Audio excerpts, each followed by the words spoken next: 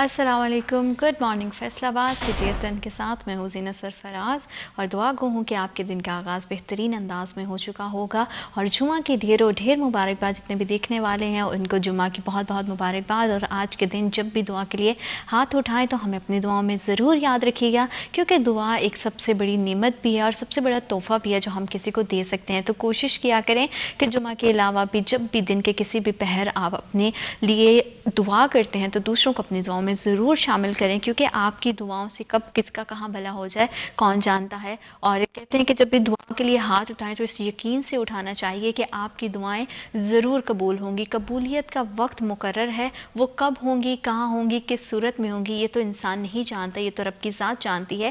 لیکن اپنے ایمان کو مضبوط رکھیں اور اس چیز کا یقین ضرور رکھیں کہ دعائیں رنگ ضرور لاتی ہیں، اور ایک دعا ہی ہے جو آپ کی تقدیر کو، آپ کی لکھی ہوئی قسمت کو بھی بدل سکتی ہے۔ تو اس لیے اللہ سے ضرور مانگنا چاہیے، اللہ کا شکر ادا ضرور کرنا چاہیے اس کی ہر نعمت پر۔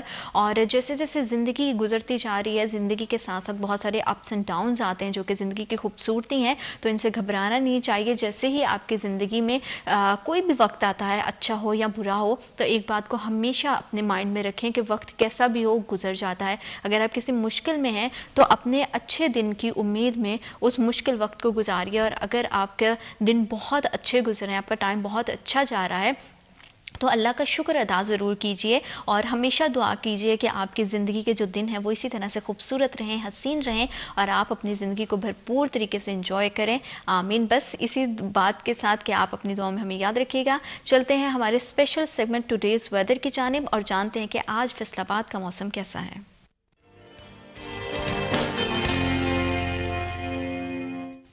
آج شہر فیصل آباد کے موسم کی بات کریں تو پھر سے دھند تو بہت ہے، اور زیادہ سے زیادہ درجہ حرارت آج کے دن جو ہے وہ 23 ڈگری سینٹی گریڈ اور کم سے کم درجہ حرارت 9 ڈگری سینٹی گریڈ رہے گا، جس کا مطلب یہ ہے کہ موسم کافی خوشگوار ہے، ٹھنڈ کافی بڑھ چکی ہے، اور دھند کی ایک لیئر جو ہے وہ ہمیں دکھائی دے رہی ہے بہت زیادہ، مطلب کہ جو ہے وہ ایک فوگی سا ویدر ہے جو دیکھنے میں آنکھوں کو خوبصورت تو بہت لگتا ہے، لیکن اسی ویدر میں اپنی صحت کا خیال رکھنا بھی بہت زیادہ ضروری ہے۔ تو گھر سے جب بھی باہر نکلیں تو ماسک کا استعمال ضرور کریں۔ سورج جو ہے وہ بادلوں کی اور سے باہر نکلتا ہے، سارا دن جو ہے نا یہ آنکھ میں چولی کا سلسلہ جاری رہے گا، اور شام کے اوقات میں بھی کافی سردی ہونے والی ہے۔ تو آپ اپنے دفاتر کے لیے یا کسی بھی کام کے لیے اگر گھر سے باہر نکل رہے ہیں تو خود کو اچھے سے کور کیجئے اور خود کا خیال رکھیے، اور زیادہ سے زیادہ کوشش کیجئے اپنے باڈی کو ہائیڈریٹ رکھنے کی، کیونکہ سردی کے موسم میں ہم پانی پینا اسپیشلی بھول جاتے ہیں، تو پانی کا استعمال، مناسب استعمال بہت زیادہ ضروری ہے تاکہ آپ کی صحت جو ہے وہ ٹھیک رہے اور آپ اپنے ہر طرح کے موسم کو بھرپور طریقے سے انجوائے کر سکیں۔ جب ہم کامیابیوں کی بات کرتے ہیں تو ہماری معاشرے میں جب بھی کوئی ڈیولپمنٹ کے پروجیکٹ سٹارٹ ہوتے ہیں تو بڑا ضروری ہوتا ہے کہ ان سے اپڈیٹ رہا جائے، کیونکہ جہاں پہ بھی ترقیاتی منصوبے شروع ہوتے ہیں، اسپیشلی کسی بھی شہر کی اگر بات کی جائے تو یہ اس کا حسن ہوتے ہیں، اس کی خوبصورتی ہوتی ہیں، اور جب وہاں پہ جو کام اچھا ہو رہا ہو اس کو اپریشیٹ کرنا بہت زیادہ ضروری ہوتا ہے۔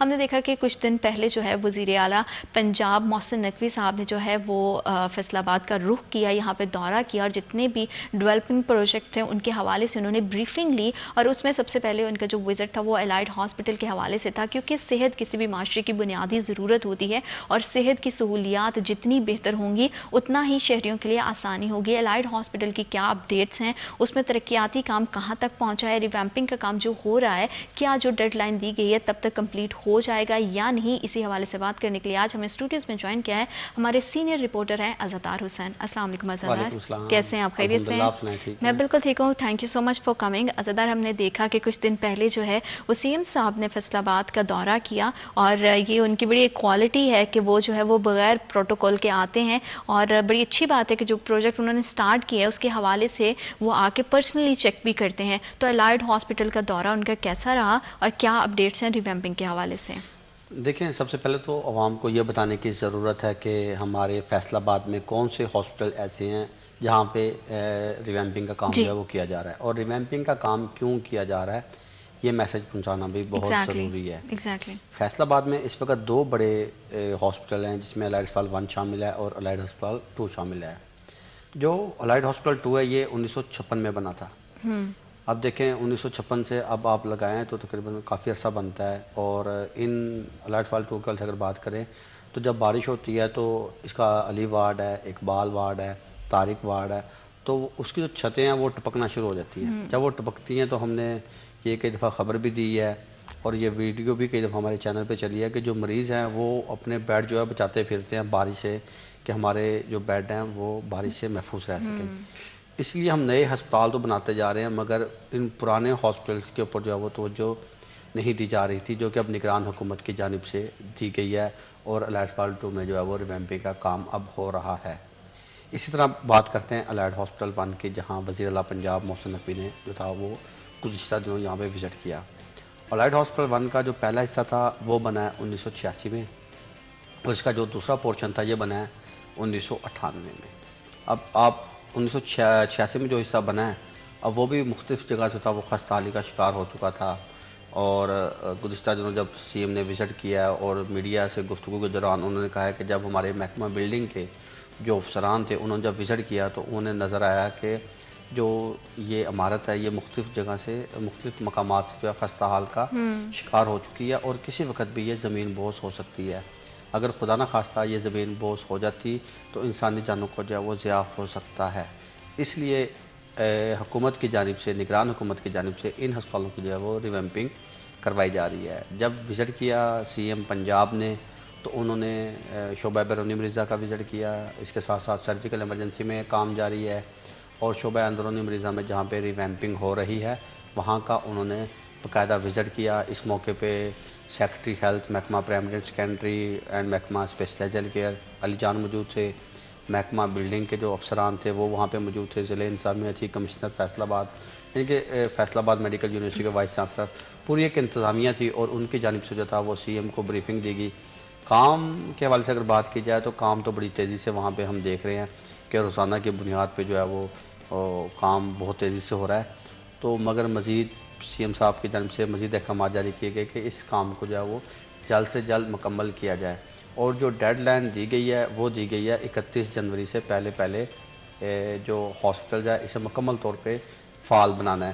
اب ظاہری بات ہے جو ہاسپٹل پرانے ہو چکے تھے، جیسے میں نے پہلے ذکر کیا کہ جب مریض داخل رہتے تھے تو انہیں خدشہ ہوتا تھا کہ بارش آئے گی تو چھتیں ٹپک پڑیں گی، اور ایک خوف کے عالم میں جو تھے وہ وہاں پہ زیر علاج رہتے تھے.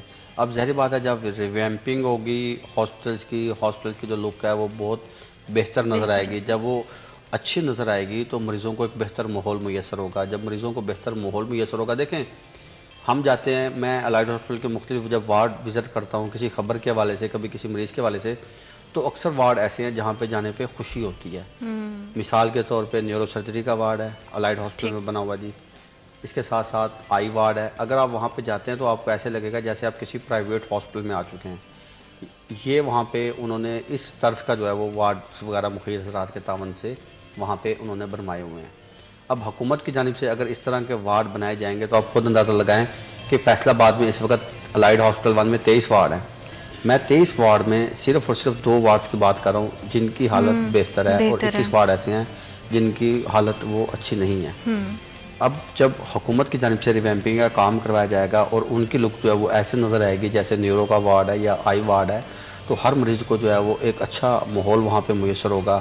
جب ایک اچھا ماحول میسر ہوگا تو مریض وہاں پہ علاج بھی بہتر انداز میں اور ایک اچھے ماحول میں کروائے گا، بجائے اس کے کہ جو ہے عرصہ دراز ہو چکا ہے، ابھی تک پینٹ نہیں کیا جا سکا وہاں پہ دیواروں پہ، اور اس طرح کی صفائی نہیں ہوتی جس طرح کی صفائی وہاں پہ ہونی چاہیے. تو جگہ جگہ دھبے وغیرہ لگے ہوئے، تو ایک گندگی سا جو ماحول مریضوں کو جو ہے وہاں پہ دیکھنے کو ملتا ہے یا وہاں پہ انہیں نظر آتا ہے.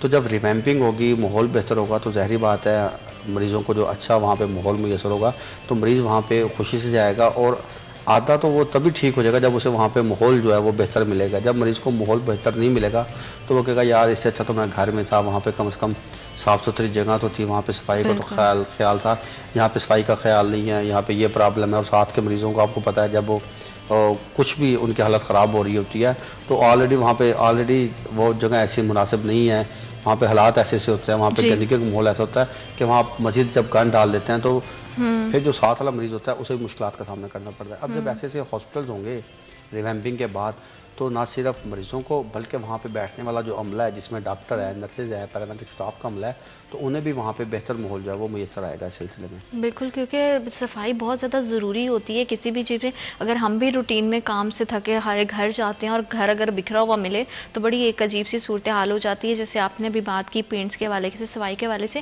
ہم نے جب پہلے بھی پروگرامز میں بات کی ہے تو بیڈس بیڈز کا بڑا ایشو رہتا تھا کہ بیڈز کی بڑی کمی تھی، تو کیا ریوامپنگ کے کام کے ساتھ جو ہمارے ریسورسز ہیں وہ بھی پورے کیے جائیں گے، اس میں بھی اضافہ ہوگا، بیڈز کی تعداد میں اضافہ ہوگا، یہ جانیں گے. لیکن وقت تو ایک چھوٹی سی break. Will be right back after a short break.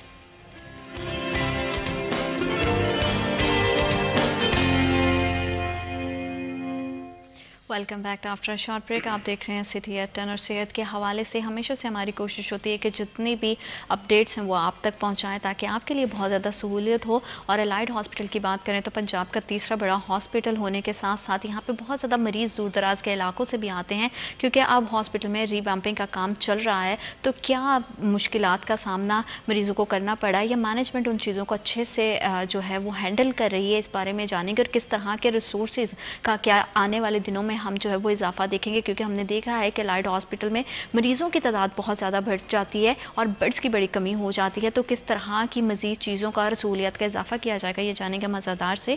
کہ عزادار، جیسے آپ بتا رہے تھے صفائی کے حوالے سے کہ چیزیں بہت بہتر ہو جائیں گی، مینٹیننس ہو جائے گی ہر چیز کا، تو کیا اس میں بیڈز کی تعداد میں بھی اضافہ ہمیں دکھائی دے گا؟ جی بالکل.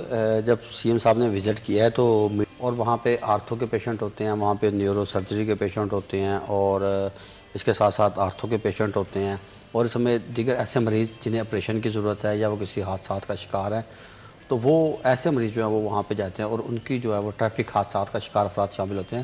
تو ان کی جو تعداد ہے وہ بہت زیادہ ہوتی ہے اور اکثر اوقات مریضوں کو جو ہے وہ بیڈز، اگر ہاسپٹل کی صورتحال کے والے سے بات کریں کہ ریویمپنگ کا کام جاری ہے تو ظاہری بات ہے مریضوں کو جو ہے وہ مشکلات کا اس سلسلے میں سامنا کرنا پڑ رہا ہے. تو مریضوں کو علاج کی فراہمی کے حوالے سے فیصل آباد میڈیکل یونیورسٹی کے جو وائس چانسلر ہیں پروفیسر ظفر علی چودھری، ان کی جانب سے روزانہ کی بنیاد پہ میٹنگ کی جاتی ہے صبح 8 بجے اور اس کے بعد 9:30 بجے ایک ویڈیو لنک ہوتی ہے. تو اس ویڈیو لنک میں جو تینوں میڈیکل سپرنٹینڈنٹس ہیں، الائڈ پال 1، الائڈ ہاسپٹل 2 اور ٹیچنگ ہاسپٹل فیصل آباد، تو ان تینوں کی مشاورت کے ساتھ چلا جاتا ہے کہ نظام کو کس طرح لے کے چلنا ہے. اس وقت الائڈ ہاسپٹل 1 میں جو آپریشن تقریباً جہاں 40 سے 50 مریضوں کے آپریشن ہوتے تھے وہ اب 10 سے 15 کے قریب ہو کے رہ چکے ہیں اور اتنے مریض جو ہیں وہ 35 سے 40 مریض جو ہیں وہ آپریشن کے حوالے سے جو ہے وہ انہیں مشکلات کا سامنا کرنا پڑ رہا ہے. اور اس سمے دیگر جو وارڈ سے جہاں پہ ریویمپنگ ہو رہی ہے تو ایک وارڈ میں 3 وارڈز کو جو ہے وہ ایڈجسٹ کر دیا گیا، 3 شعبہ امراض کو، اور وہ وہاں پہ بیٹھے زیر علاج ہو کے جو اپنا علاج کروا رہے ہیں.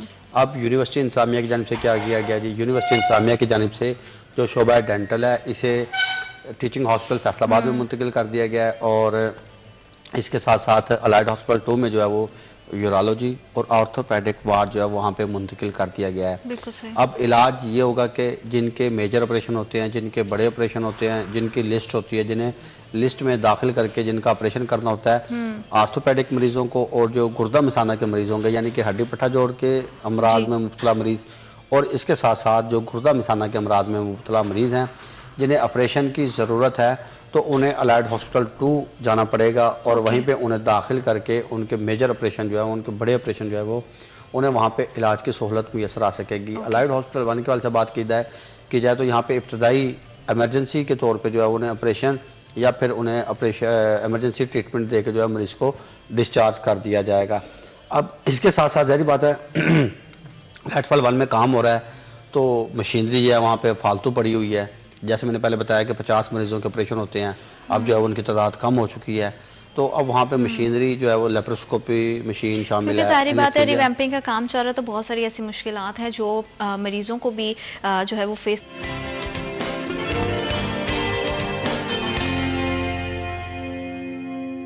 Welcome back after short break. آپ دیکھ رہے ہیں سٹی ایٹ 10 اور الائڈ ہاسپٹل کی ریویمپنگ کا کام جو ہے زوروں شوروں سے جاری ہے. 31 جنوری کی ڈیڈ لائن بھی دے دی گئی ہے سی ایم پنجاب کی جانب سے کہ کام جو ہے وہ جلد از جلد کمپلیٹ کیا جا سکے تاکہ مریضوں کو جو مشکلات کا سامنا کرنا پڑ رہا ہے سے ریلیٹڈ جتنی بھی فیسلٹیز ہیں اس کا گورنمنٹ خاص طور پر خیال رکھے تاکہ شہریوں کے لیے بہت زیادہ آسانیاں پیدا ہو سکیں. لیکن کیونکہ ظاہری بات ہے ریویمپنگ کا کام چل رہا ہے تو پہلے ہم یہ بتا رہے تھے کہ کس طرح سے جو ہے پہلے جو سرجریز ہے جہاں پہ 50 ہوتی تھی اب 15 سے 13 ہوتی ہیں تو مزید اور کس طرح کی جو ہے وہ مشکلات جو ہے مریضوں کو فیس کرنی پڑ رہی ہیں. اچھا اب ایسے کی ہے جی کہ یونیورسٹی انتظامیہ کی جانب سے جو مثال کے طور پہ الائڈ ہاسپٹل 1 میں 3 سرجری کے وارڈ ہیں. سرجیکل 1 آپ ریویمپنگ مکمل ہو جائے گی تو مریض جو ہے پھر دوبارہ وہاں پہ جائیں گے اور پھر دوبارہ جا کے جو ہے علاج وہاں سے حاصل کر سکیں گے. آپ ینگ ڈاکٹرز کی بات کر رہی تھی کہ ایک تو ریویمپنگ ہے اور ساتھ ینگ ڈاکٹرز کی ہڑتال ہے. دیکھیں ینگ ڈاکٹرز کی ہڑتال کوئی پہلی بات نہیں ہے. ینگ ڈاکٹرز کی ہڑتال جو ہے ہم دیکھتے ہیں جی ایک مہینہ اگر سکون سے گزرتا ہے تو دوسرے مہینے ینگ ڈاکٹرز کی جو ہڑتال شروع ہو جاتی ہے.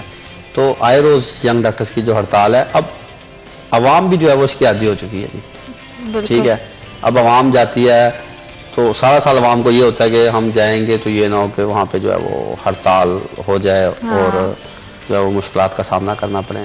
کیونکہ اگر الائڈ ہاسپٹل 1 کے والے سے بات کروں تو یہاں پہ او پی ڈی مریضوں کی بات کی جائے تو 5000 کے قریب ہے جی.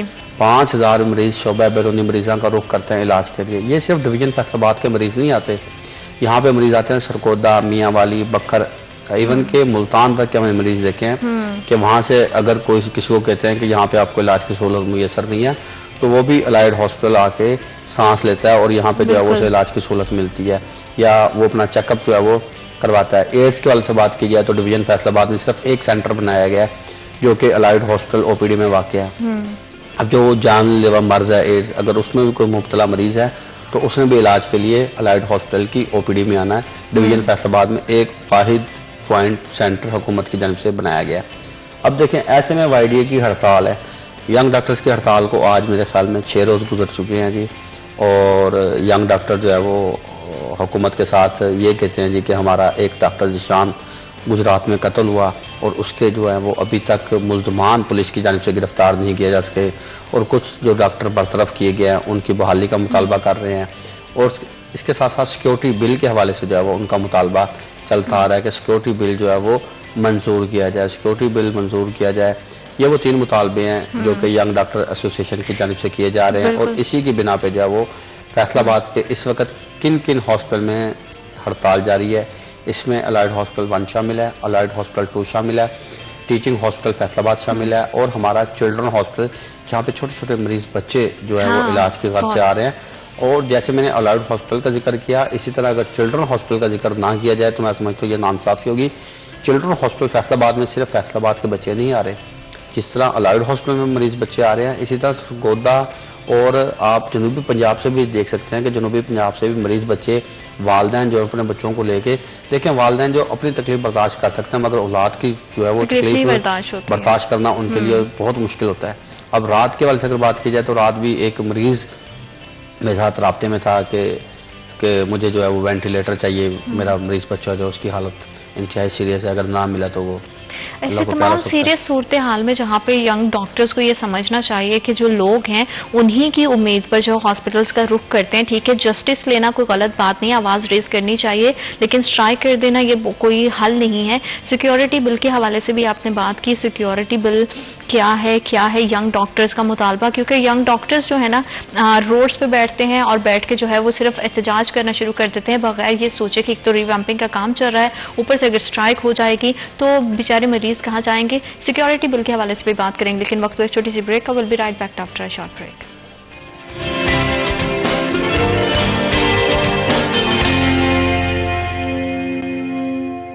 Welcome back after short break. آپ دیکھ رہے ہیں سٹی ایٹ 10 اور الائڈ ہاسپٹل کی اور ہاسپٹلس کی ریویمپنگ کے حوالے سے ہم بات کر رہے ہیں کہ ریویمپنگ کا کام تو ضرور شروع سے جاری ہے لیکن اس کے ساتھ ساتھ جو آنے والے مریض ہیں ان کو بڑی ساری مشکلات کا سامنا ہے. اور پھر ینگ ڈاکٹرز کی ہڑتال بھی جب ہو جاتی ہے تو سونے پہ سہاگے کا کام ہی یہ کرتی ہے کہ ظاہری بات ہے ان کی مشکلات میں اور زیادہ اضافہ ہو جاتا ہے. سیکیورٹی بل کے حوالے سے جو ہے وہ بریک پہ جانے سے پہلے ہم نے بات کی سیکیورٹی بل کیا ہے اور اس میں کیا چیزوں کی جو ہے وہ ڈیمانڈ کی جا رہی ہے ینگ ڈاکٹرز کی جانب سے. یہ جانیں گے ہم عزادار سے.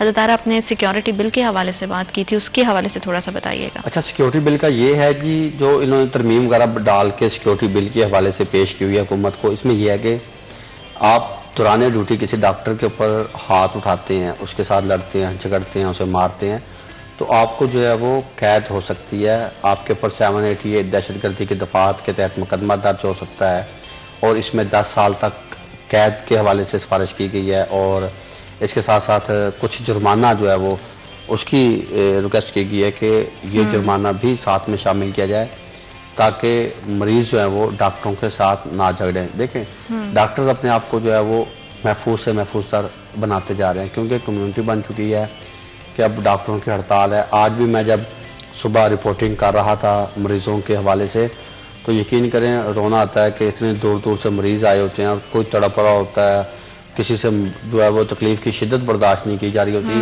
اب یہ کہنے کو جی آپ ایمرجنسی میں چلے جائیں، جب آپ ایمرجنسی میں جاتے ہیں تو ایمرجنسی والے ڈاکٹر یہ کہتے ہیں کہ بھئی یہ ہمارا کیس نہیں ہے، یہ تو سمپل سا کیس ہے، عام سی درد ہے، آپ او پی ڈی میں جائیں.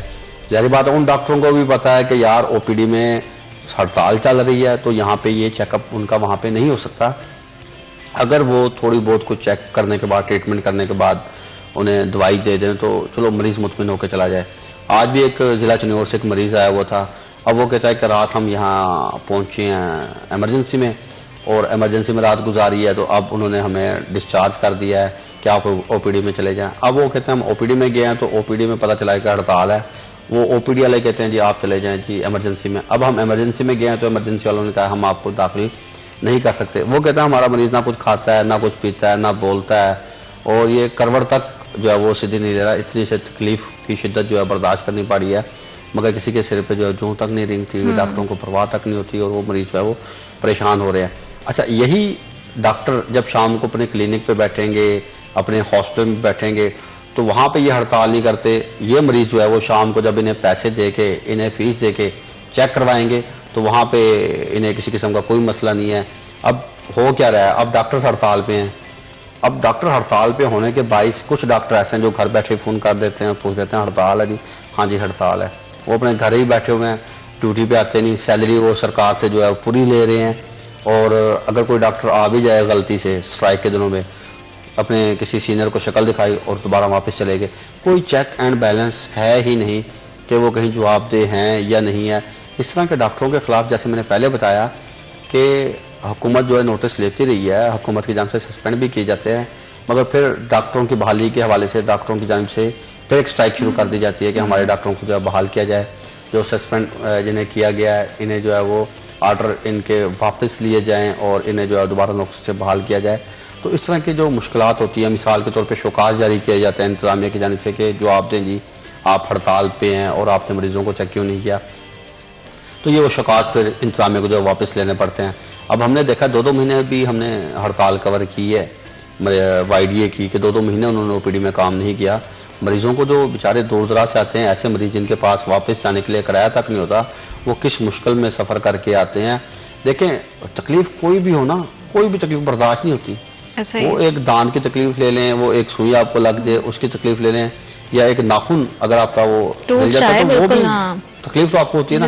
اور وہ بھی تکلیف انسان سے جو ہے برداشت نہیں ہوتی. اور ایک ایسا مریض جو کہ اٹھ ہی نہ سکے اور وہ بستر مرگ پر جو ہے وہ لیٹ جائے، اس کو تو جو تکلیف ہے، اس کے لواحقین کو کتنی تکلیف ہے جو اس کو لے کر آ رہے ہیں اور وہ دیکھ رہے ہیں کہ آگے آ کے ہڑتال بھی چل رہی ہے اور اب تو ری ویمپنگ کا کام ہو رہا ہے جو کہ ایکچوئل مریضوں کی سہولت کے لیے ہے. اور اللہ کرے کہ آنے والے دنوں میں ری ویمپنگ کا جو ہے وہ بڑا اچھا ایک امپیکٹ نکل کر آئے. لیکن اس کے ساتھ ساتھ بڑا ضروری ہے کہ ڈاکٹرز کی جو ہڑتال ہے اس کے لیے کوئی پراپر کوئی انتظام کیا جائے، کہ کمیٹی تشکیل دی جائے تاکہ وہ اپنا مدعا وہاں پہ رکھیں اور مریضوں کو کسی بھی طرح کا جو ہے وہ نقصان نہیں ہونا چاہیے. وقت ایک چھوٹی سی بریک کا، will be right back after a short break.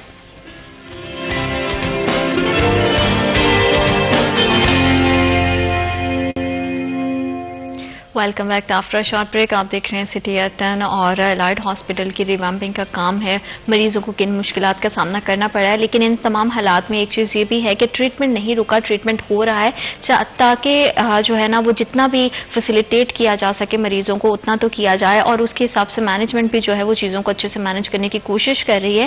ہم نے ڈفرینٹ طرح کے ریسورسز کے حوالے سے بات کی کہ اس میں بیڈس کا بھی اضافہ ہوگا.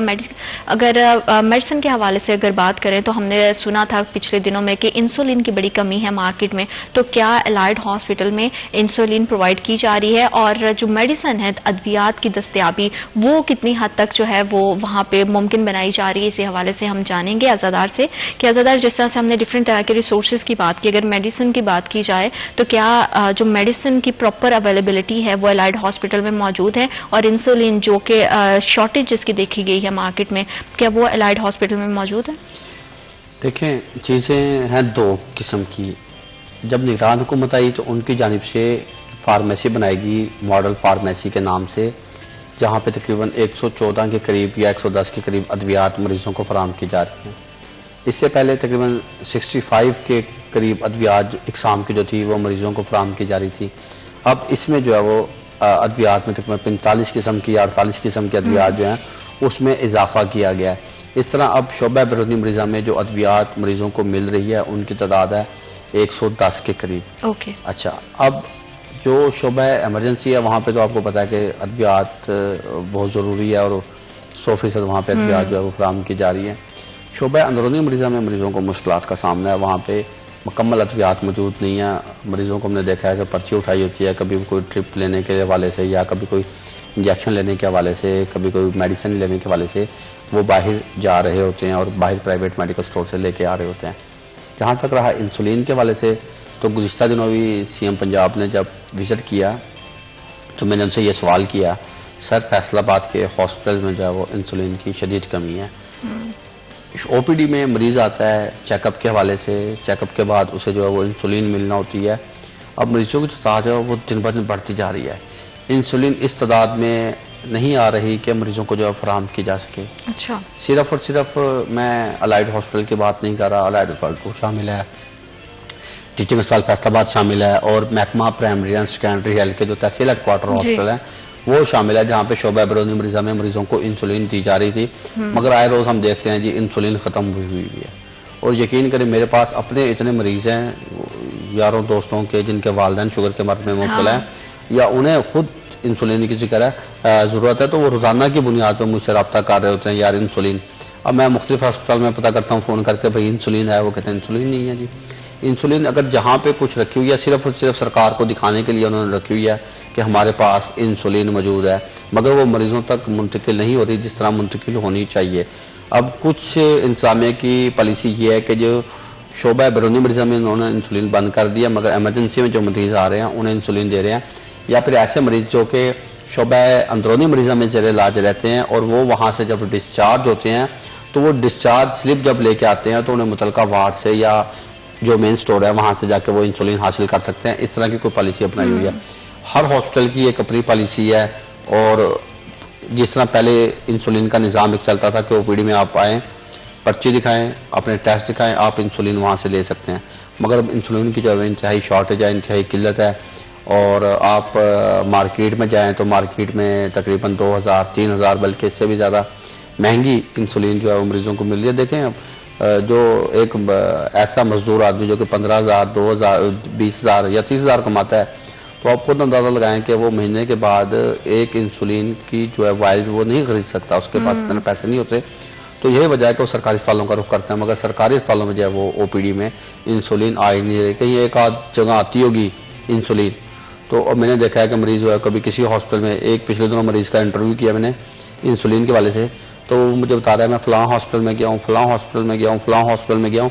چوتھا یہ ہاسپٹل ہے جہاں پہ میں انسولین کے گھر سے آیا ہوں. ایک دن میں اس شخص نے انسولین کے حصول کے لیے 4 ہاسپٹل کا وزٹ کیا ہے مگر کسی بھی ہاسپٹل میں اسے انسولین میسر نہیں ہو سکی. اب وہ ایسے مریض جو کہ اپنی جھاڑی توڑ کے آئے ہیں یا ٹائم نکال کے آئے ہیں تو یہ وہ چیزیں ہیں جو ہمیں چاہیے اور ہمارے اداروں کو بھی چاہیے، ہماری گورنمنٹ کو بھی کہ اس کا چیک اینڈ بیلنس رکھے. ستارہ آپ کا بہت شکریہ، آپ نے ہمیں اور ہمارے پروگرام کو وقت دیا اور اللہ کرے کہ مریضوں کی جتنی مشکلات ہیں وہ جلد آسان ہو جائیں. وقت ایک چھوٹی سی break. I will be right back after a short break.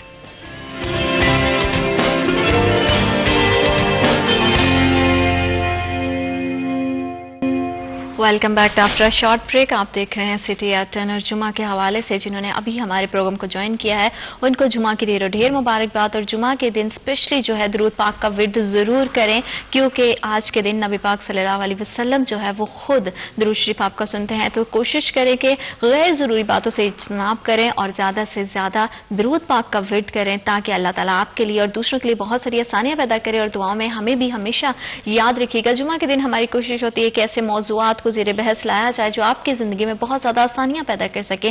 جمعہ کے دن ہے تو جمعہ کی کیا اہمیت ہے، اس کی کتنی فضیلت ہے اور جمعہ کے دن کون سے ایسے آداب ہیں جس کو ہمیں ملحوظ خاطر رکھنا چاہیے. نبی پاک صلی اللہ علیہ وسلم کی سیرت طیبہ ہمارے لیے بے شک مشعل راہ ہے لیکن آپ صلی اللہ علیہ وسلم جمعہ کے دن کے حوالے سے پورے دن کو کس طرح سے گزارتے تھے، غسل کے حوالے سے بات کریں گے، اس دن کی اہمیت کے حوالے سے، فضیلت کے حوالے سے بات کریں گے. اور آج کے اسپیشل موضوع پہ بات کرنے کے لیے ہمیں اسٹوڈیوز میں ایک بہت ہی خاص مہمان نے جوائن جوائن کیا ہے، جو برطانیہ سے یہاں پاکستان کے دورے پر آئے ہیں اور 1975 سے تبلیغ کا سلسلہ جاری ہے. بہت ہی خاص شخصیت ہمارے ساتھ آج اسلامی اسکالر موجود ہیں، علامہ الحاج محمد خان القادری اور نائب صدر جماعت اہل سنت برطانیہ اور یورپ ہمارے ساتھ موجود ہیں. السلام علیکم، کیسے ہیں آپ؟ السلام، الحمدللہ، شکر ہے اللہ کا. بہت شکریہ آپ کی تشریف آوری کا. علامہ صاحب، آپ یہاں پر آئے، سب سے پہلے تو پاکستان میں آپ کا دورہ کیسا جا رہا ہے؟ الحمدللہ، اللہ پاک کا بڑا شکر ہے، بہت اچھے طریقے سے معاملات جا رہے ہیں. میں آپ کا بھی شکریہ ادا کرتا ہوں کہ آپ نے مجھے یہ موقع عنایت فرمایا کہ میں دین کے بارے میں کچھ بات کر سکوں. بالکل، کیونکہ یہ ہماری بڑی آنر کی بات ہے، بڑی خوش قسمتی ہے کہ آپ یہاں موجود ہیں اور آپ کی تشریف آوری جو ہے وہ بے شک ہمارے بہت سارے دیکھنے والوں کے لیے بھی اس سے مستفید ہوں گے. علامہ صاحب، اگر ہم جمعہ کے حوالے سے بات کریں تو جمعہ کی اسلام میں کیا اہمیت ہے اور نبی پاک صلی اللہ علیہ وسلم اسپیشلی جمعہ کا دن کس طرح سے گزارتے تھے؟ جی ٹھیک ہے.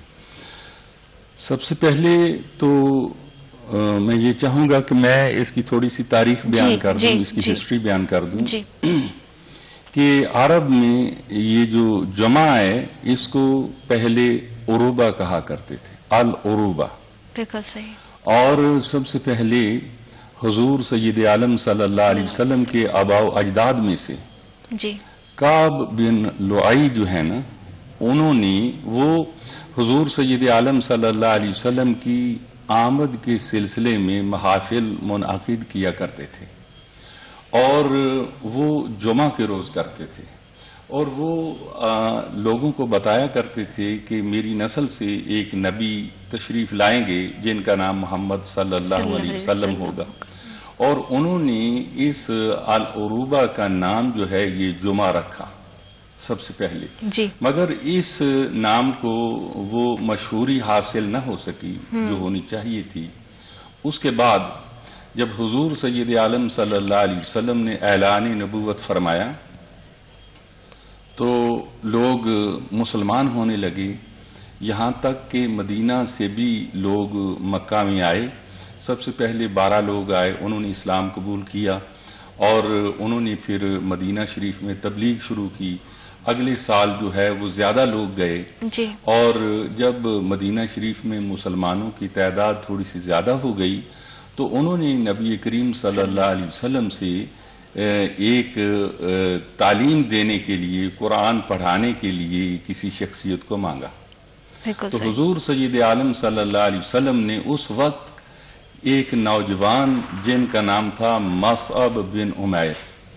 یہ مصعب بن عمیر جو ہیں یہ مکہ کے خوبصورت ترین اور خوش لباس اور سب سے اچھی خوشبو لگانے والے نوجوان تھے اور ان کا خاندان بھی بڑا آسودہ حال تھا، بڑے اچھے امیر لوگ تھے.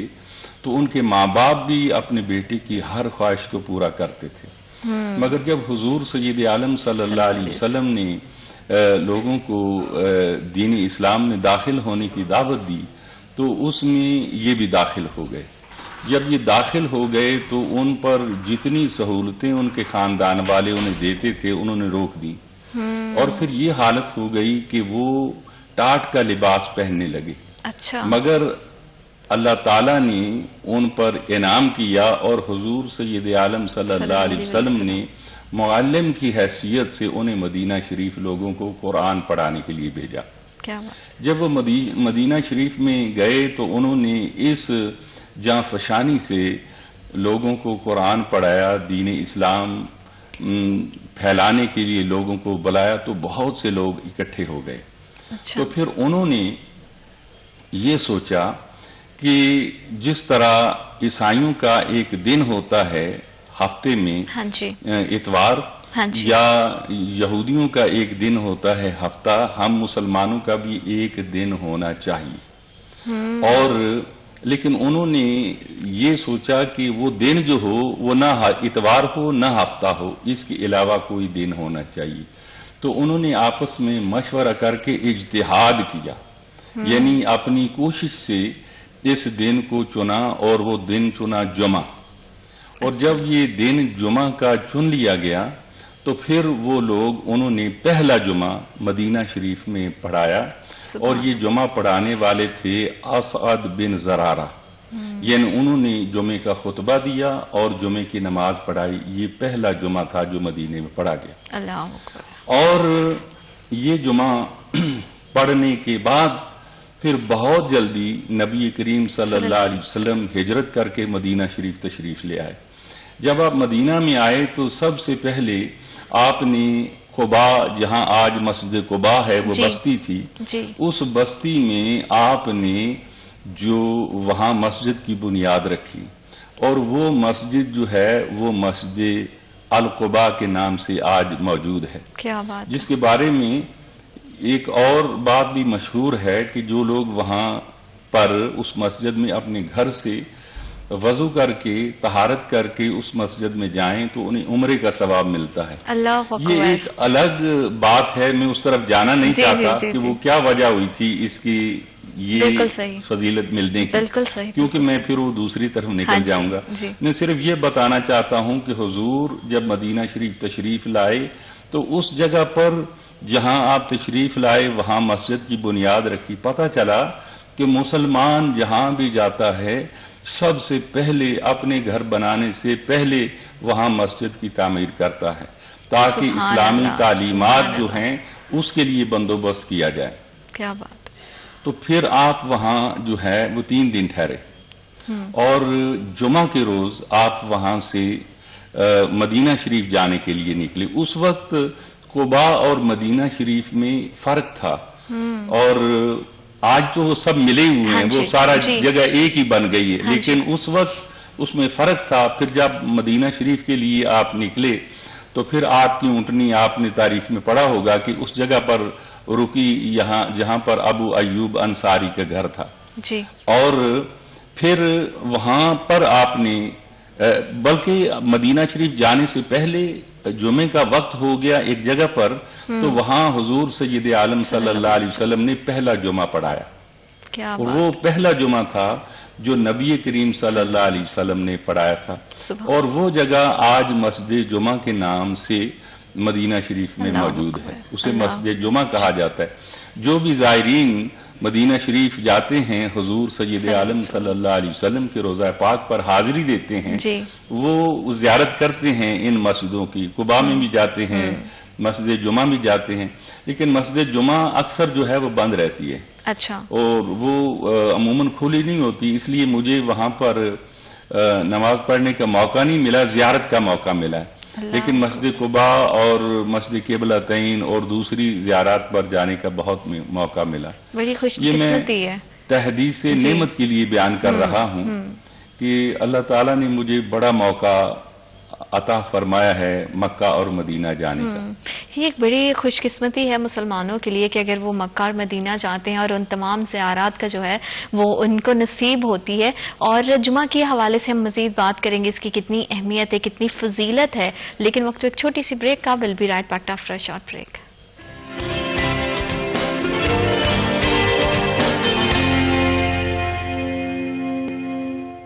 Welcome back after short break. آپ دیکھ رہے ہیں سٹی ایٹ 10 اور جمعہ کے حوالے سے خصوصی گفتگو جو ہے وہ جاری ہے. اور جمعہ کی کتنی اہمیت ہے، ہم ہمیشہ سے جمعہ کی نماز کے بارے میں بات کرتے ہیں، جمعہ کے آداب کے بارے میں بات کرتے ہیں، جمعہ کی کیا فضیلت ہے، ہمارے دین میں اس کے بارے میں کیا کہا گیا ہے. نبی پاک صلی اللہ علیہ وسلم نے جو ہے وہ اسپیشلی جمعہ کے حوالے سے کس طرح کی جو ہے ارشادات فرمائے، اسی حوالے سے ہم بات کر رہے تھے. اور ہمارے ساتھ بڑے خصوصی مہمان موجود ہیں. علامہ صاحب میں جاننا چاہتی ہوں، جیسے آپ نے جو بات کی بریک پہ جانے سے پہلے، جمعہ کے حوالے سے اگر ہم بات کریں تو جمعہ کی اپنی ایک فضیلت ہے، اپنی ایک اہمیت ہے. اس دن کے حوالے سے جو ہے وہ کتنی جو ہے وہ صدقات کی کتنی زیادہ فضیلت ہے. جو صدقہ دینا تو ویسے ہی کہتے ہیں کہ بڑی ایک اچھی بات ہے، دیتے رہنا چاہیے ہاتھ سے کچھ نہ کچھ، لیکن اسپیشلی جمعہ کے دن صدقہ دینے کی کتنی اہمیت اور فضیلت ہے. دیکھیے جی، صدقہ جو ہے یہ آپ جمعہ کے دن دیں گے تو بھی ثواب ہوگا، ویسے بھی دیں گے تو بھی ثواب ہوگا، لیکن جمعہ کے دن صدقہ دیں گے تو اور بھی اچھی بات ہے، ایک مبارک دن ہے، اس میں زیادہ ثواب ہوگا. بالکل ٹھیک. اور جو جمعہ ہے نا، یہ ایسی عبادت ہے کہ مسلمانوں کو چاہیے کہ جمعہ کی پابندی کریں، نماز جمعہ کی. جی. اور اس کی وجہ یہ ہے کہ اگر کوئی مسلمان لگاتار 3 جمعہ جو مس کر دے جان بوجھ کر بغیر کسی وجہ کے، جی، تو اللہ تعالیٰ اس کے دل پر داغ لگا دیتے ہیں، یعنی اس سے پھر وہ دین سے دور ہوتا جاتا ہے بندہ۔ اس لیے ہمیشہ اپنی کوشش کرنی چاہیے کہ جمعہ جو ہے وہ نماز جو ہے، ویسے تو ساری ہی نمازیں پڑھنی چاہیے، ضروری ہیں، کیونکہ فرض ہے، اللہ تعالیٰ نے فرض کی ہے، لیکن جمعہ خاص طور پر اس کی جو ہے بندے کو پابندی کرنی چاہیے اور اسے جانا چاہیے۔ بالکل بالکل۔ اور جمعہ کے اگر آداب کے حوالے سے، غسل کے حوالے سے بات کریں تو جمعہ کے دن غسل کی کتنی اہمیت ہے، اور آداب کی بھی اگر ہم بات کریں کہ کس طرح کی جو ہے آپ کو تھوڑی سی اسپیشل تیاری کرنی چاہیے جمعہ کے حوالے سے، جس کو کرنے سے جو ہے وہ آپ کو ثواب بھی ملتا ہے، اور ظاہری بات ہے کہ عبادت کا ایک بہت اہم حصہ ہے صاف ستھرا ہونا، آپ کا لباس صاف ستھرا ہونا، تو اس حوالے سے تھوڑا سا بتائیے گا۔ دیکھیے، جمعے کو جو غسل ہے یہ سنت ہے جی، حضور سید عالم صلی اللہ علیہ وسلم کا طریقہ تھا کہ آپ جمعے کو غسل فرماتے تھے، اس لیے ہر وہ عمل جو نبی کریم صلی اللہ علیہ وسلم نے کیا ہے وہ سنت ہے، ہمارے لیے وہ کرنا بہت اچھا ہے۔ سب سے پہلے تو غسل کرنا چاہیے، اس کے علاوہ کوشش یہ کرنی چاہیے اچھے اور پاک صاف کپڑے، اگر کسی کے پاس بالکل نئے نہیں ہیں تو وہ جو بھی کپڑے موجود ہیں انہیں صاف کر کے، صفائی کر کے پھر وہ جمعہ پڑھنے کے لیے جائے۔ جمعے کے دن خوشبو لگانا یہ بھی سنت ہے، حضور سید عالم صلی اللہ علیہ وسلم کا طریقہ ہے۔ اس کے علاوہ جمعے کے روز مسجد میں جانے کے لیے جلدی کرنی چاہیے۔ اس کی وجہ یہ ہے کہ جو بھی نامہ اعمال میں نیکیاں لکھی جاتی ہیں تو فرشتہ جو ہے وہ مسجد میں اپنا رجسٹر کھول کر وہ بیٹھا ہوتا ہے اور ہر آنے والے کے نام لکھتا ہے۔ جو سب سے پہلے جاتا ہے اس کا نام بھی لکھتا ہے، جو سب سے بعد جاتا ہے اس کا نام بھی لکھتا ہے، پھر جب خطبہ شروع ہو جاتا ہے تو اس کے بعد وہ رجسٹر بند ہو جاتا ہے۔ اس سے ایک تو یہ پتہ چلا کہ ہر بندے کو کوشش یہ کرنی چاہیے کہ ٹائم سے جمعہ پڑھنے کے لیے جائے، تاکہ وہ جو امام یا خطیب جو بھی مواعظ حسنہ کر رہے ہیں ان سے وہ مستفیض ہو، ان سے وہ فائدہ اٹھائے۔ اور دوسرا یہ ہے کہ جو بندہ سب سے پہلے جائے گا گویا اس نے ایک اونٹ کی قربانی دی، جو بعد میں ہوگا وہ گویا اس نے گائے کی قربانی کی، جو اس سے بعد میں جائے گا گویا اس نے بکری کی قربانی کی، اور جو اس کے بھی بعد میں جائے گا گویا اس نے مرغی کی جو ہے وہ اللہ کے لیے ذبح کی، اور پھر یہ انڈے تک بات جا پہنچتی ہے۔ مطلب یہ ہے کہ جو بندہ جتنی جلدی جائے گا اتنا ہی اس کے لیے نیکیاں زیادہ لکھی جائیں گی اور اس کے لیے بہتر ہوگا۔ بالکل، اور ویسے بھی کہتے ہیں کہ گھر سے مسجد تک کا جو فاصلہ ہے، جتنے قدم آپ وہ بھی لیتے ہیں وہ بھی آپ کے جو حصے میں ہے وہ نیکیاں لکھتی جاتی ہیں۔ تو جمعہ کی اتنی زیادہ اہمیت ہے، اتنی زیادہ فضیلت ہے۔ آپ نے خطبے کے حوالے سے بھی بات کری ابھی کہ جو خطیب ہے جو خطبہ دیتا ہے کہ اس سے پہلے جو ہے وہ آپ کا پہنچنا ضروری ہوتا ہے۔ تو جمعہ کے دن خطبے کی کیا اس کے میں کہوں گی کہ آداب ہے، خطبہ سننے کے بھی، اور خطبے کی کتنی زیادہ اہمیت ہے؟ یہ جو آپ نے خطبے کا ذکر کیا ہے نا، تو اس کے بارے میں اگر اس میں طویل بحث کروں گا تو لمبی ہو جائے گی، سوال کا جواب دوں گا۔ جو پہلے میں نے بتایا تھا نا کہ وہ صحابہ کرام نے اجتہاد کیا تھا کہ جمعہ ہونا چاہیے، اس پر اللہ تعالیٰ نے ان کے اجتہاد پر مہر تصدیق ثبت کی، اور یہ آیت نازل فرمائی، یا ایھا الذین آمنوا اذا نودی للصلاۃ من یوم الجمعۃ فاسعوا الی ذکر اللہ وذروا البیع۔ اے ایمان والو، جب ندا دی جائے یعنی اذان دی جائے جمعے کے لیے تو تم جو ہے وہ جلدی کرو نماز کے لیے اور اپنی خرید و فروخت کو چھوڑ دو۔ ذالکم خیر لکم ان کنتم تعلمون، یہ تمہارے لیے بہتر ہے اگر تم جانتے۔ بے شک بے شک، ٹھیک ہے۔ اور پھر آگے کہا گیا، اگر میں پڑھوں گا آیت تو لمبی ہو جائے گی، پھر یہ کہا گیا کہ جب تم جو نماز پڑھ چکو تو پھر اللہ کی زمین میں پھیل جاؤ اور اپنا رزق تلاش کرو، پھر اللہ تعالیٰ کا ذکر کرو تاکہ تم فلاح پا جاؤ۔ اس کے بعد ایک اور آتی ہے، وَإِذَا رَأَوْا تِجَارَةً أَوْ لَهْوًا انفضوا إِلَيْهَا وَتَرَكُوكَ قَائِمًا۔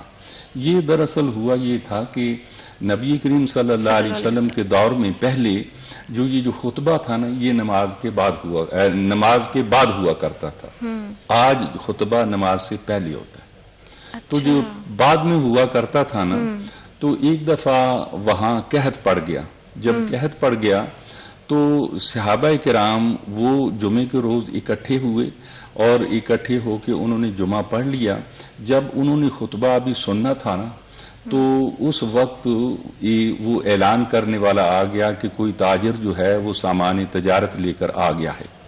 تو وہ ان میں سے کافی صحابہ وہ جو خطبہ ہے اسے چھوڑ کر کہ وہ لینے چلے گئے اپنا سامان اپنے گھر کے لیے. قحط پڑا ہوا تھا. جی جی جی. تو دراصل اس میں بعض روایت میں ہے کہ 12 صحابہ وہاں موجود رہ گئے تھے.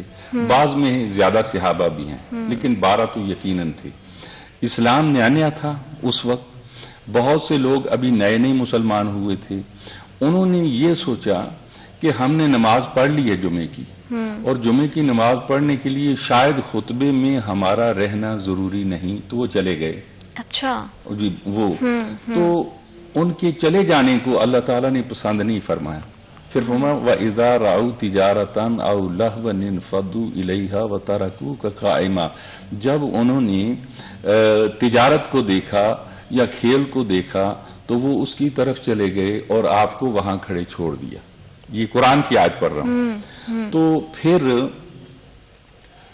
اللہ تعالیٰ نے کہا قُلْ مَا عِندَ اللَّهِ، جو آپ فرما دیجئے جو اللہ پاک کے پاس ہے نا، وہ خیر من التجارت خیر من اللہو والتجارہ، وہ کھیل کود اور تجارت سے بہتر ہے. واللہ خیر الرازقین، اور اللہ تعالیٰ جو ہے یہ بہتر رزق دینے والے ہیں. بے شک بے شک. اس کے بعد وہ صحابہ نے جو ہے نا وہ انہیں یہ تاکید کر دی. اس سے پہلے یہ خطبہ جو ہے یہ فرض نہیں تھا.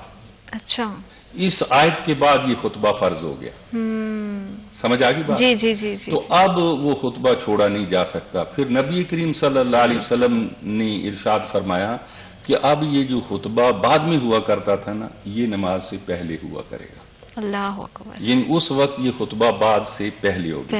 یہ سمجھ آ گئی؟ جی جی جی. ایک اور بات میں بتا دینا چاہتا ہوں، شاید آپ پوچھیں یا نہ پوچھیں، لیکن میں وضاحت کر دینا چاہتا ہوں کہ جب امام خطبہ دیتا ہے نا، جو 2 خطبے پڑھتا ہے کھڑے ہو کر، ایک تو تقریر کرتا ہے نا، ایک وہ خطبہ عربی میں دیتا ہے 2 خطبے. ایک کھڑا ہو کر خطبہ دیتا ہے، پھر وہ تھوڑی دیر بیٹھتا ہے، پھر کھڑا ہو کر دوسرا خطبہ دیتا ہے. تو اس میں لوگ بعض دفعہ اس طرح پہلے خطبے میں اس طرح ہاتھ باندھے ہوتے ہیں. معذرت کے ساتھ میں آپ کی بات کو یہیں آگے بڑھاؤں گی. وقت ایک چھوٹی سی بریک کا. Will be right back after a short break. جی ٹھیک.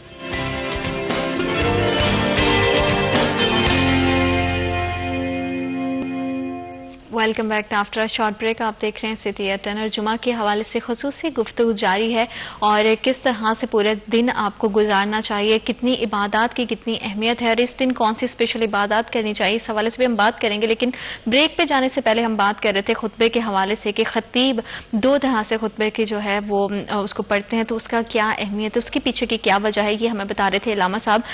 آپ بتا رہے تھے کہ بریک پہ جانے سے پہلے کہ کس طرح ایک خطبہ پڑھتے ہوئے جو ہے وہ خطیب ایک بار بیٹھ کے پڑھتے ہیں اور ایک بار کھڑے ہو کر، تو اس کے حوالے سے آپ عرض فرما رہے تھے. تو اس کے بارے میں پہلی بات تو یہ بتا دوں کہ جب خطبہ شروع ہو جائے نا، جی جی جی، تو اس کے بعد جو بھی بندے بیٹھے ہوئے ہیں نا، انہیں گفتگو نہیں کرنی چاہیے، بات نہیں کرنی چاہیے. بالکل صحیح. یہاں تک کہ اگر کوئی بندہ بات کر رہا ہے نا، تو ساتھ والا بندہ اس کو یہ کہہ رہا ہے کہ بات نہ کرو، خطبہ ہو رہا ہے، تو وہ دونوں غلطی کر رہے ہیں. اچھا. یعنی آپ دوسرے بندے کو بھی نہیں کہہ رہے، کیونکہ آپ بھی وہی غلطی کر رہے ہیں جو وہ کر رہا ہے. اس لیے اگر کوئی کر رہا ہے تو اسے تو بالکل نہیں کرنا چاہیے. جو ساتھ بیٹھا ہوا ہے وہ خود بات کر کے اسے سٹاپ کرنے کے لیے وہ خود بھی اس میں شامل نہ ہو. اور جو بھی سن رہے ہیں انہیں چاہیے کہ جب امام خطبہ جمعہ کا شروع کر دے تو اس وقت وہ چپ رہیں. کیوں؟ وجہ کیا ہے؟ جی جی. وجہ یہ ہے کہ یہ جو خطبہ ہے نا، یہ دراصل نماز کی جگہ پر ہے. ہاں جی. یہ ویسے تو پتہ ہے نا آپ کو ظہر جو ہے وہ 4 رکعت نماز ہوتی فرض. جی جی جی. لیکن جمعہ کے روز کیا ہوا کہ وہ نماز جو ہے وہ 2 رکعت کر دی گئی فرض. جی. تو جو 2 رکعت دوسری تھی نا ان کی جگہ پر خطبہ آ گیا. بالکل صحیح. یہ سمجھ آ گئی بات؟ جی جی. خطبہ جب آ گیا تو اب جب خطبہ بھی پڑھا جا رہا ہو تو جس طرح نماز میں چپ کر کے بیٹھتے ہیں یا پڑھتے ہیں جو تو وہی صورت یہاں ہونی چاہیے. بالکل صحیح. اور دوسرا بہت سے لوگ یہ سوال پوچھتے ہیں کہ جب جمعہ کا خطبہ ہوتا ہے دونوں خطبوں میں پہلے خطبے میں ایسے ہاتھ باندھتے ہیں تو جب امام بیٹھ کر دوسرا خطبہ شروع کرتا ہے تو وہ فوراً ایسے زانوں پر ہاتھ رکھ لیتے ہیں. تو بہت سے لوگ یہ سوال پوچھتے ہیں تو میں آج آپ کے توسط سے لوگوں کو یہ بات بتانا چاہتا ہوں. یہ دراصل جیسے کہ میں نے پہلے عرض کیا کہ یہ جو 2 رکعت یہ جو خطبہ ہے نا یہ دوسری 2 رکعت نماز کے بدلے میں ہے. تو جب وہ 2 رکعت کے بدلے میں ہے تو پھر وہ 2 جب خطبے پڑھے جائے نا تو وہ شکل جو ہے وہ نماز کی بنانی چاہیے. یعنی پہلی ہوگی نا اس میں آپ یہ شکل بنائیں جیسے نماز میں ایسے ہاتھ باندھے ہوتے ہیں. تو جب دوسری ہوگی تو یہ شکل بنائیں جیسے ادھر.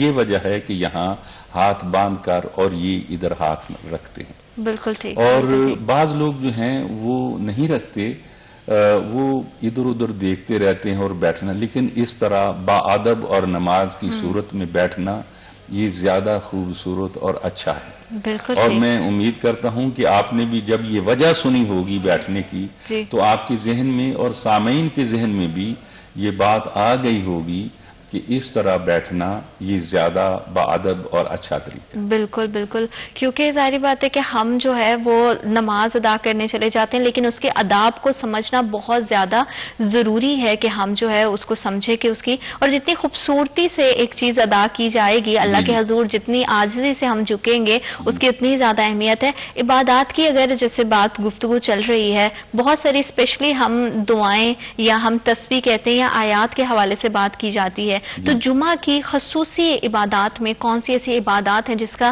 اگر ہم اس کی تلاوت کریں ان کا ذکر کریں تو وہ ہماری زندگیوں کے لیے بھی بہت آسانیاں پیدا کرے گی اور رب سے ہمارے تعلق کو بھی مضبوط کرے گی. دیکھیے جو ویسے تو قرآن پاک پورا جو بھی پڑھیں وہ اللہ تعالیٰ کا کلام ہے لیکن جمعہ کے روز بعض لوگ سورہ کہف جو ہے نا وہ پڑھتے ہیں. بالکل. اور اس کو اگر وہ ایک دفعہ پڑھے گا تو یہ جیسے کہ ہماری بعض کتابوں میں یہ بات لکھی ہوتی ہے تو اس کے لیے اس میں زیادہ ثواب ہوگا. ویسے جو بھی وہ کریں جمعہ کے وقت میں ایک گھڑی ایسی ہوتی ہے جس میں دعا کی قبولیت ہوتی ہے. اس لیے جمعے کے وقت میں بندہ خشوع و خضوع سے عبادت کرے اور اللہ تعالیٰ سے اپنی دعائیں کرے. ویسے اللہ تعالیٰ کے ہاں وہ سچے دل سے جو بھی دعا کرے گا اللہ قبول کرے گا جس وقت بھی. لیکن خاص طور پر یہ امید رکھ کے کہ مولا کریم اس میں ایک گھڑی ہوتی ہے جس میں دعائیں قبول ہوتی ہیں تو مجھے وہ گھڑی عطا فرما دے تاکہ میں دعا کروں تو میں جو بھی میری نیک تمنائیں ہیں نیک دعائیں ہیں وہ اللہ تعالیٰ پوری فرمائے. بالکل. کیونکہ دعاؤں کی قبولیت کا وعدہ تو بے شک اللہ کی ذات نے بھی کیا ہے لیکن ان دعاؤں کی قبولیت کا کیا وقت ہے کہ کس ٹائم پہ ہوگی وہ رب کی ذات کو پتا ہے. آپ کا کام صرف اتنا ہے کہ آپ یقین کے ساتھ ایمان کے ساتھ جو ہے پوری خصوصی نیت کے ساتھ جو ہے نا وہ دعا کے لیے ہاتھ اٹھائیں. بے شک رب جو ہے وہ کی گئی دعاؤں کو کبھی بھی رد نہیں کرتا. وقت ایک چھوٹی سی break. Will be right back after a short break.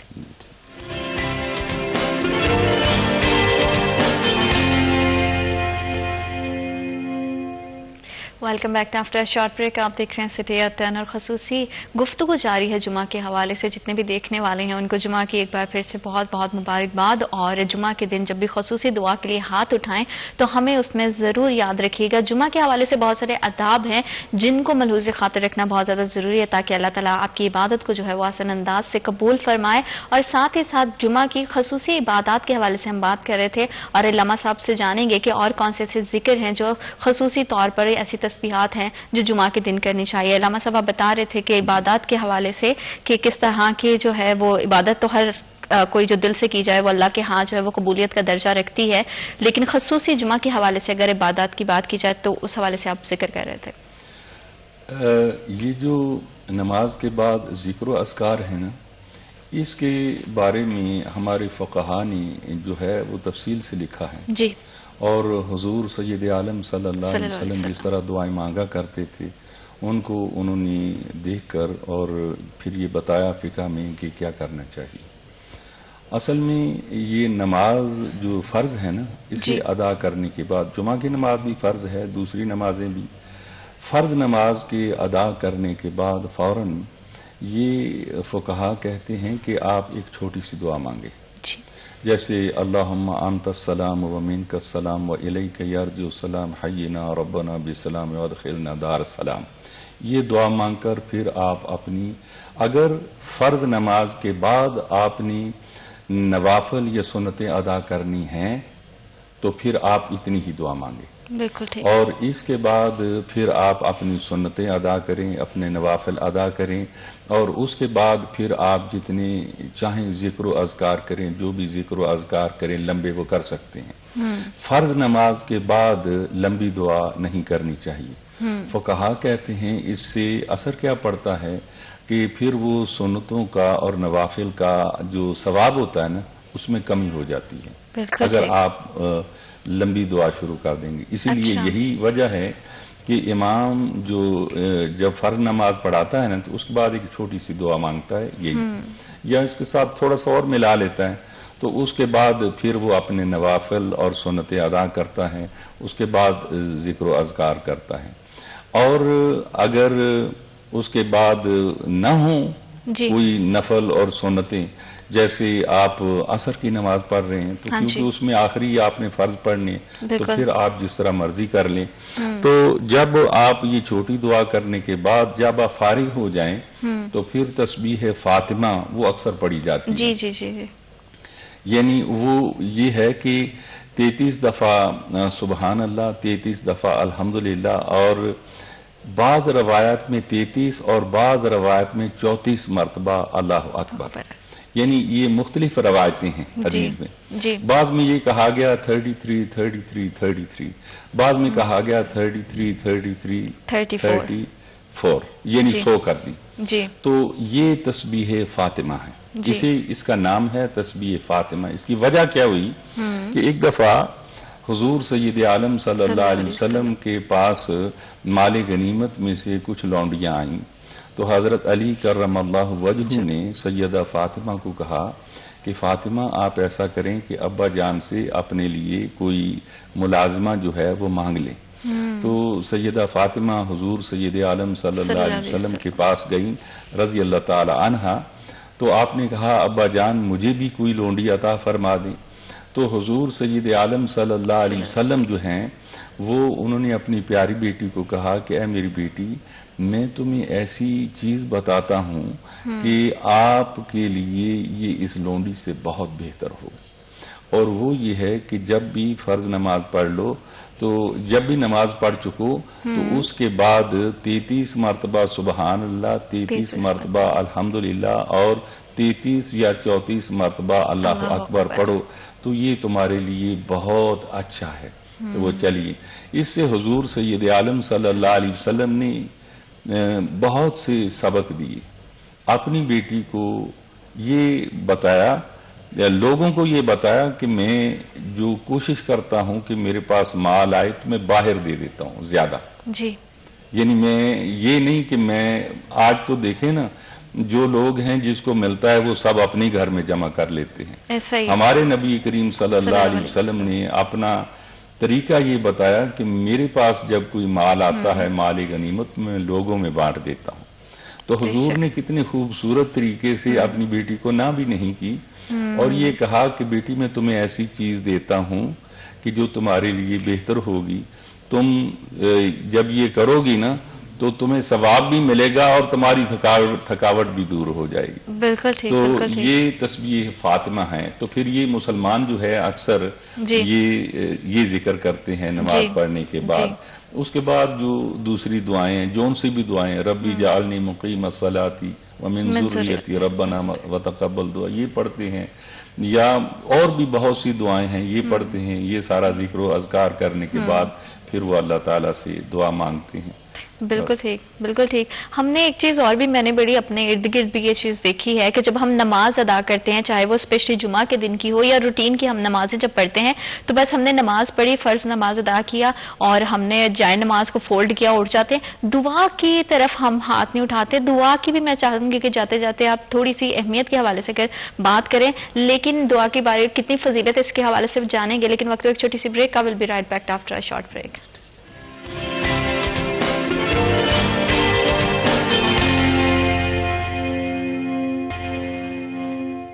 Welcome back to after short break. آپ دیکھ رہے ہیں سٹی ایٹ 10 اور جمعہ کے حوالے سے خصوصی گفتگو جاری ہے. اور جمعہ کے دن کتنی زیادہ اہمیت ہے، آپ کو کتنا زیادہ اچھے سے فالو کرنا چاہیے. بہت سارے آداب ہوتے ہیں ہر محفل میں جانے کے. تو کیسے ہو سکتا ہے کہ جب آپ رب کے حضور سجدہ ریز ہونے کے لیے جائیں تو اس کے لیے جو بھی آداب ہیں اسے ملحوظ خاطر نہیں رکھیں. غسل ضرور کیجئے کیونکہ غسل کی بہت اہمیت ہے. اور بر وقت جو ہے وہ آپ کو گھر سے جو ہے وہ جمعہ کی نماز سے قدرے پہلے اگر آپ چلے جائیں گے تو اس کی بھی بڑی اہمیت ہے، بہت ثواب ہے. تو چھوٹی چھوٹی ایسی چیزیں جس سے آپ کی زندگی میں، آپ کے نامہ اعمال میں نیکیاں جمع ہو سکتی ہیں تو کیجئے. کیا اس میں کوئی ایسی دقت والی بات نہیں ہے، بڑی بات نہیں ہے. لیکن جیسے ہم دیکھتے ہیں کہ ہم عبادات کرتے ہیں، عبادات کی اپنی اہمیت ہے، اسی طرح سے رب اپنے بندے کو کہتا ہے کہ میرے حضور جب بھی جھکو تو دعا کے لیے ہاتھ ضرور اٹھاؤ اور دعا میں ضرور مانگو. بے شک رب کی ذات آپ کے مانگی ہوئی کسی چیز سے انکار نہیں کرتی. آپ کی دعائیں ضرور قبول ہوتی ہیں، بس یقین ہونا چاہیے. اور قبولیت کا وقت جو ہے وہ رب کی ہاں جو ہے وہ مقرر ہے، لیکن دعاؤں کے لیے ہاتھ ضرور اٹھائیں. اور دعا کی کتنی زیادہ اہمیت ہے وہ ہم جانیں گے علامہ صاحب سے. کہ علامہ صاحب ہم نے دیکھا ہے کہ آج کل کی جتنی بھی ینگ جنریشن ہے وہ بڑی جلد بازی میں رہتی ہے. نماز تو ادا کرتی ہے، اس میں بھی ایک بڑا ان کا جو ہے نا وہ سپیڈلی ان کی چیزیں چل رہی ہوتی ہیں. اس کے بعد ہم تسبیحات کی جانب، جیسے آپ نے تسبیح فاطمہ کی بھی بات کی، اس کی اہمیت کے بارے میں بات کی. دعا کے لیے ہاتھ اٹھانا کتنا زیادہ امپورٹنٹ ہے. ہم اپنے مسائل کے لیے ڈھونڈتے پھرتے ہیں کہ لوگوں سے بیٹھے کوئی ہمیں سنے، تو رب کی ذات تو کہتی ہے اپنے بندے سے کہ مجھے آؤ اور میرے حضور حاضر ہو کر اپنے جو ہے مسائل کا ذکر کرو. لیکن وہاں پہ لوگ جو ہے وہ دعا کے لیے ہاتھ نہیں اٹھاتے. نماز کے بعد کی جانے والی دعاؤں کی کتنی اہمیت ہے. میرا بیٹا، یہ آپ دیکھیں کہ حضور سید عالم صلی اللہ علیہ وسلم کا فرمان ہے الدعاء مخ العبادہ. جی، جو دعا ہے وہ عبادت کا مغز ہے. بالکل. آپ اس جملے سے سمجھیں، حضور کے جملے سے، کہ دعا کتنی ضروری ہوگی کہ مغز جو ہے، یعنی اصل جو ہے نا عبادت کا اصل جو مغز ہے وہ ہے دعا. تو اس لیے جو جلدی کے کام ہیں نا، یا بہت سے لوگ کہتے ہیں کہ اس کی بھی ضرورت نہیں، اس کی بھی ضرورت نہیں، اس کی بھی، یہ جو آپ کو مسجد کی طرف بلاتا ہے، عبادت کی طرف بلاتا ہے، وہ آپ کی فیور کر رہا ہے. اور جو آپ کو یہ کہہ رہا ہے یہ سنتیں بھی ضروری نہیں، یہ نفل بھی ضروری نہیں، یہ جو آپ تراویح پڑھتے ہیں یہ بھی ضروری نہیں، یہ بھی ضروری نہیں، یقین کریں وہ آپ کی فیور نہیں کر رہا. وہ دراصل مسجدوں کو غیر آباد کرنا چاہتا ہے. اس لیے جو بھی آپ کو مخلص بندہ وہ ہوگا جو لوگوں کو مسجد کی طرف بلائے گا، جو کہے گا یہ حضور نے پسند فرمایا ہے. جی، حضور نے پسند فرمایا ہے یہ سنتیں بھی پڑھیں، یہ نفل بھی پڑھیں، یہ تراویح جو ہے حضور نے پڑھی ہیں، 3 دن پڑھی ہیں. اس پر میں پھر کبھی وہ موقع ملا تو بات کریں گے. ابھی وہ آپ نے پوچھا ہے دعا کا. جی جی. ہمارے ایک بہت بڑے مفسر علامہ اسماعیل حقی، انہوں نے روح البیان میں بہت خوبصورت جو ہے نا لکھا ہے، بہت لمبا لکھا ہے. تو دعا کے لیے ہاتھ اٹھانا، بخاری شریف میں اب بہت سی روایتیں آپ کو مل جائیں گی کہ حضور سید عالم صلی اللہ علیہ وسلم دعا کے لیے ہاتھ اٹھایا کرتے تھے، دعا مانگا کرتے تھے. اور پھر انہوں نے، اسماعیل حقی نے، دعا کے لیے جو ہاتھ اٹھانا ہے نا اس کو یہ بھی بتایا ہے کہ کس دعا کے لیے کیسے. وہ کہتے ہیں جو عام دعا ہے نا اس کے لیے ہاتھ یہاں رکھنے چاہیے، یعنی آپ کے جو آپ کی باڈی ہے نا یہ اس کے سامنے یہاں ہاتھ رکھیں دعا کے لیے اور دعا کریں. پھر یہ کہا کہ اگر آپ بہت مشکل میں ہیں اور بہت آپ، تو پھر اس طرح بھی دعا کرنے کا حکم کہا، یعنی ہاتھ آپ اور اوپر اٹھا لیں تاکہ آپ جو دعا مانگ اس میں عاجزی اور زیادہ ہو جائے گی. کہ مولا کریم میں بڑی شدت سے چاہتا ہوں کہ یہ میری دعا جو ہے وہ قبول کر لے. اور اس طرح انہوں نے ایک طریقہ یہ بھی لکھا ہے کہ بعض لوگ دعا کرتے وقت ہاتھ الٹا کر لیتے ہیں. اچھا، یہ آپ کے لیے نئی بات ہوگی. جی جی جی جی. اور وہ کہتے ہیں جب کسی کے لیے ایسی دعا کرنی ہو جو اس کے لیے کہنا ہو کہ جو لوگوں کے اوپر بہت ظلم کر رہا ہے، جیسے آج اسرائیل میں مسلمانوں پر بہت ظلم ہو رہا ہے، جی. تو اس وقت جب وہ دعائیں کریں تو وہ یہ بھی ہے کہ آپ اس طرح کر کے دعا کریں. کبھی کبھی بعض لوگ اس طرح جب دعا کریں گے تو سوچنے والا سوچے گا کہ اس نے ہاتھ الٹے کیوں کیے ہوئے ہیں. جی. تو میں یہ جو بات آپ کو بتا رہا ہوں نا، میں اس کا حوالہ آپ کو یہ دے رہا ہوں کہ اسماعیل حقی رحمت اللہ تعالی علیہ نے اپنی تفسیر روح البیان میں دوسری جلد میں یہ بات بیان کی ہے کہ یہ بعض دفعہ اس طرح بھی دعا کی جاتی ہے. تو ہاتھ اس طرح اٹھانے، یہاں ہاتھ یہاں اٹھانے، اور بعض دفعہ ظالموں پر بددعا کرنے کے لیے اس طرح بھی جو ہے وہ دعا کی جاتی ہے. اور جیسے میں نے ابھی عرض کیا کہ حضور سید عالم صلی اللہ علیہ وسلم کا فرمان ہے کہ دعا جو ہے وہ عبادت کا مغز ہے. اس سے سمجھنا چاہیے کہ آپ جو کر رہے ہیں یہاں آپ کے لیے موقع ہے، اللہ سے مانگ لو. آپ نے ابھی اپنی عاجزی کا اظہار کیا ہے. جو نماز ہے نا وہ اصل میں اپنے آپ کو بہت جھکا دینا، سجدے میں جانا دراصل یہ ہے کہ بندہ اپنے آپ کو اتنا نیچا ظاہر کر رہا ہے کہ مولا کریم تو بہت بلند ہے اور میں بہت نیچا ہوں. اس کے بعد آپ کے لیے موقع ہے کہ آپ اللہ تعالیٰ سے مانگ لیں جو مانگنا چاہتے ہیں. اب آپ جلدی میں وہ اپنا موقع جو ہے وہ گنوا رہے ہیں. یہ موقع نہ گنوائیں. اس لیے ہاتھ اٹھا کر دعا کرنا نبی کریم صلی اللہ علیہ وسلم سے ثابت ہے. حضور نے وربلی اپنے لفظوں میں کہا کہ دعا جو ہے یہ عبادت کا مغز ہے، اور پھر حضور نے ہاتھ اٹھائے بھی ہیں. اس لیے دعا میں ہاتھ اٹھا کر دعا ضرور مانگنی چاہیے. بالکل. اور جمعہ کے حوالے سے جتنی بھی آپ نے گفتگو فرمائی، آئی ایم شیور کہ وہ ہمارے دیکھنے والوں کے لیے بڑی فروٹفل رہے گی.